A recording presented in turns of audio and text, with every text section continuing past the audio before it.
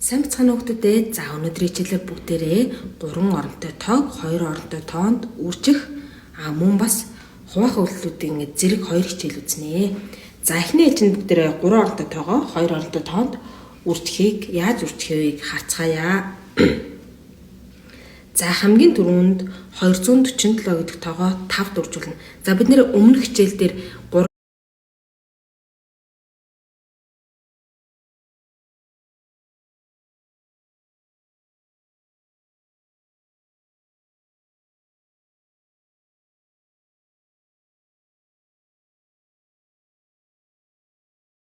3 оронтой тоог 1 оронтой тоонд үржүүлээс сурчсан. Тэгэхээр тэр чадвар ашиглана гэсэн үг шүү. За тэгэхээр 247-оор 5-аар үржүүлж чадна тийм ээ хүүхдүүдээ. За яг өмнөх дүрмээрээ л үржүүлчихнэ. За 7-5-ын 35 3-5-ыг салгаад бичиж чинь тийм ээ.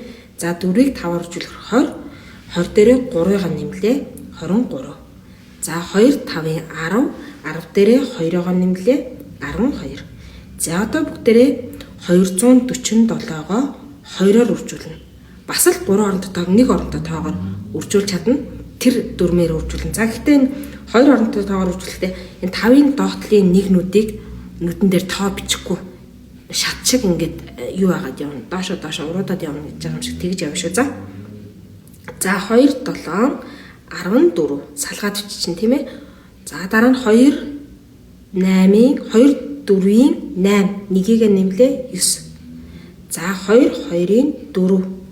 За одоо бүгдээрээ энэ 2 гарсан хариуга хооронд нь доош нь нэмээ шүү. За 5 дээр нэмэх тоо байхгүй доор нь. Тэгэхээр 5 хэвээрээ 3 дээр 4-ийг нэмлээ 7, 2 дээр 9-ийг нэмлээ 11. 11-ийг салгаад бичиж чинь тийм ээ. За тэгээд 1 дээр 1-ийг нэмээд 4-ийг нэмэхээр 6. За ингэ болох нь байна. За маш амархан маа. За одоо дараагийн 2 дахь тоогоо 453-ыг 10-аар үржүүлье. За 453-гаа эхлээд тэгээр үржүүлнэ тийм ээ. Ард нь байгаа тооноос эхэлж үржүүлнэ. За энэ ямар ч тоог тэгээр үржүүлсэн тэр тоо тэг болдог. За 3 тэгээ гуруулга нэвччихлээ. За дараагийн үйлдэл нь болохоор 453-гаа 1-ээр үржүүлэх нь. За тэгээд хамгийн арын тэгийн доотлолт тоо бичихгүй. Энийг л санах хэрэгтэй. За 453-ыг 1-ээр үржүүлж чадна. Бүгдээрээ ямар ч тоог 1-ээр үржүүлсэн тэр тоо өөрөө гардаг. За ингээ 2 хариугаа хооронд нь нэмлээ. За энэ. За дараагийн тоо 728-ыг үржих нь 49. 728-гаа 9-оор үржүүлнэ. 3 оронтой тоог 1 оронтойгоор үржүүлж чадна тийм ээ. 8-9-ийн 72 салгаад ичлээ. 72-ыг 2-9-ийн 18 18 дээрээ 2-ыг 7-ыг нэмлээ 25. За одоо 7-9-ийн 63 63 дээрээ 2-ыг нэмлээ 65. За дараагийн ээлжинд бүгдээрээ 728-гаа 4-оор үржүүлнэ. Бас л 3 оронтой тоог 1 оронтой тоогоор үржүүлж байна. За 4-8-ийн 32. За энэ 2-ын доотлолт тоо бичихгүй гэж байгаа учраас багш нь ингээд өнгөөр тодруулаад байгаа шүү. За 2 4-ийн 8 8 дээр 3-ыг нэмлээ 11. 7 4-ийн 28 1-ийг нэмлээ 29. За ингээд 2 хариугаа доош нь нэмэн тийм ээ. 2 дээр 5-ыг нэмлээ 7, 5 дээр 1-ийг нэмлээ 6, 6 дээр 9-ийг нэмлээ 15, 1 дээр 2-ыг нэмлээ 3.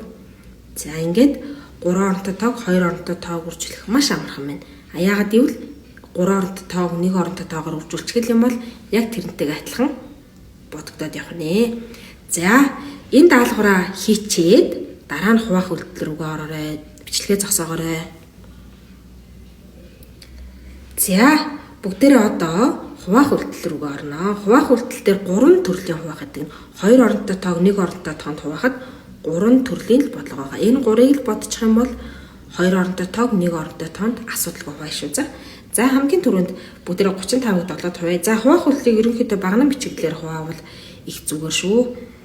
За хуваагдагчаа урд нь хуваагчаа хойно нь ингэж бичих нь. За тэгээ одоо 35-ыг 7-д хуваахад 5 гардаг. Энэ ерөөсөө шууд хүрдэн дээр байдаг бодлогонод энэ хүрдээ маш цээжлээд үржих үйлдэлээ маш сайн бодчих юм бол хуваах үйлдэл бас амархан. За энэ 35-ыг 7-д хуваагаад 5 тийм ээ. Тэгэхээр ног дөрөв бүгдээ 7-гийн доогоор бичдэг байх юм шүү хариугаа. За энэ 35-аас 35-ыг хасахаар тоо гарахгүй учраас ингэ тэнцвэрийн тэмдэг шиг тэмдэглэгээ хийж болно. Тэр жирийн хоос орхиж болно. За хариун та багш нар ард нь бичиж явчих тийм ээ. За 54-ийг хуваах нь 9. За 54-ийг 9 хуваахаар 6 гэдэг тийм ээ. 6 9-ийн 54. За дараагийн бодлого 72-ыг хуваах нь 8. За 8 9 72 гэдэг тийм ээ. Одоо 8 9 2-ыг үржүүлээд буцаагаад энэ доор нь 72-ын доор ингэ бичдэг шүү. За яа. За дараагийнх нь энэ тоонууд бол ерөөсөн амархан байна тийм ээ. Хүрдээ мэдчихлэх юм бол амархан бодчих нь. 63-ыг 9 хуваахаар 7. 16-ыг хуваах нь 4. 4 хариу нь 15-ыг хуваах нь 3. 5 гардаг тийм ээ. 3 5-ын 15. За болсон. За дараагийн төрөл нь болохоор 48-ыг хуваах нь 4. За энэ дээр 48-ыг шууд 4-т хувааж чадахгүй учраас бүгдээр тийм хүрд чинь 4 10 40 хүртэл гэдэг. Тэгэхээр энийг нэг орноор нь хуваана. За 4-ийг 4-т хуваахаар 1. За энэ дээр нь багш нэгийн тоо шиг энэ болохоор таслал шүү. За 4-өөр нь тасалж ийн гэсэн үг. За 4 1-ийн 4, 4-өөс 4-ийг хаслаа. Тоо байхгүй 8 бууж ирлээ. 8 энэ 6-аас хан доор бичигдэх нь. За 8-ыг 4-т хуваалаа 2. Ингээд ботчдөг байна. За хариу маань 12 гарлаа. За дахиад 96 3-т хувааж үзье бүгдээрээ. За энийг бас нэг орноор нь хуваана тийм ээ. 9-ийг 3-т хуваахаар 3. За 3 3-ын 9. 9-өөсийг хаслаад тоо байхгүй. За 6 доор нь буугаад ирлээ. За 6-г 3-т хуваахаар 2. 6-аас 6-г хаслаад тэг тийм ээ. За ингээ хариу маань 32. За 70-ыг хуваах нь 7. За бас нэг орноор нь таслалаа. 7-г 1 7-т хуваахаар 1. 7-оос 7 хаслаа тоо байхгүй тэг буугаад ирлээ. Тэгийг 7-т хуваагаад тэг. Хариу маань 10 гарлаа. За 86-ыг хуваах нь 2. За нэг орноор нь таслана тийм ээ. 8-ыг хуваах нь 2. 8-ыг 2-т хуваахаар 4. За ингээд тэг 6 буугаад ирлээ. 6-ыг 2-т хуваалаа 3. Ерөөсө хүрдээ мэдэх юм бол ингээд нэг тоогоор нь хуваагаад явах нь шүү дээ. За дараагийн тоо 64-ийг хуваах нь 2. За 6-гаар нь таслая. За ингээд заавал будахгүйгээр энэ тасал биччихэл болно шүү. За 6-г 3-т хуваалаа. 6-г 2-т хуваалаа 3. 4 буугаад ирлээ. 4-ийг 2-т хуваалаа 2. Хариу маань 32 гарах нэ. За бүгдээрээ шалгаж үзэхийн тулд 32-ыг 2-оор үржүүлж болно. 64 гарч ивэл үнэн. 43-ыг 2-оор үржүүлнэ. 10-ыг 7-оор үржүүлнэ. 32-ыг 3-оор үржүүлнэ. 12-ыг 4-оор үржүүлээд энэ хариу маань зөв байна уу? Буруу байна уу гэдгийг шалгахжуулна шүү. За хамгийн сүүлийнх нь. За бид нэр 2 дугаар ангид үлдэгдэлтэй хуваах гэж үзсэн. Тэгвэл үлдэгдэлтэй хуваах аргаараа бодно шүү. За энэ болгонуудыг. За 75-ыг хуваах нь 5. За ямар ч гэсэн 2 ордоо тоог хувааж байгаа учраас нэг орноор нь таслаад нэг тоогоор нь хуваана гэсэн тийм ээ. За 7-г 5 хуваахаар 2 бол багтахгүй тийм ээ. 7 дээр 5 нэг л удаа багтана. За 5 1-ийн 5. 7-оос 5-ыг хаслаа 2 тийм ээ. За нөгөө нэг дээдлийн 7-гийн артлын 5-ын тоо доошоогоо буугаад ирлээ.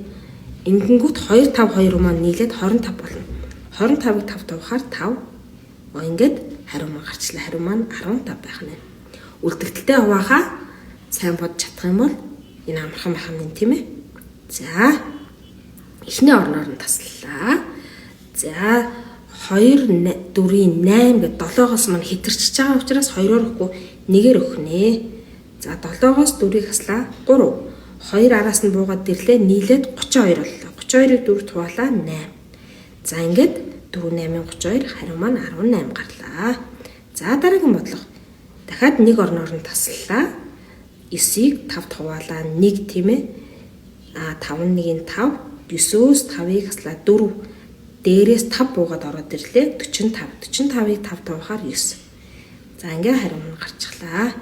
За дараагийн бодлого. За 9-ийг 2-т хуваахаар 4-оор өгье тийм ээ. 4 2-ийн 8. 9-ийн доотлол бичлээ хаслаа. 1 дээрээс 8 буугаад ирлээ 18. 18-ыг 2-т хуваахаар 9. За ингэж бодох юм. За дараагийн бодлого 51-ийг хуваах нь 3. За 5-аар нь таслана тийм ээ. 1-ээр өгнө. 2-оор өгчих юм бол 6 гэ 5-аас хэтэрчих учраас болохгүй 1-ээр өглөө. 21 хасаад. За дээрээс нэг буугаад 21 болсон. 21-ийг 3-т хуваагаад 7. 3 7 21 хасаад үлдэгдэл гараагүй учраас энэ маань 17 гэд гарчихлаа. За ингээд хуваахад 2 оронтойгоо 1 оронтой тоонд хуваахад 3 төрлийн бодлого нь энэ 3-ыг маш сайн сураад гол нь хамгийн сүүлийнхаа бодлогыг маш сайн сураад юу ачих юм бол бодоо сурчих юм бол дараагийн 3 оронтойгоо 2 оронтой тоонд хуваах, 3 оронтойгоо 1 оронтой тоонд хуваах, бүр олон оронтойгоо олон оронтой тоонд хуваах тоонуудаа маш сайн амархан сурчихнаа. За ингээд бүгдэнд нь амжилт хүсье. Хуваах үйлдэлээ сайн сурцгаагаараа дараагийн хичээлээр уулзлаа. Түр баяр.